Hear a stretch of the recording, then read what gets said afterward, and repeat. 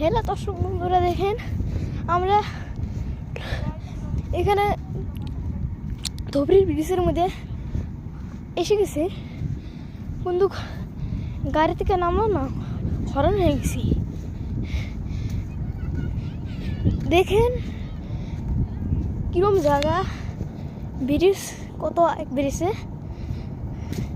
Like subscribe করে দিন।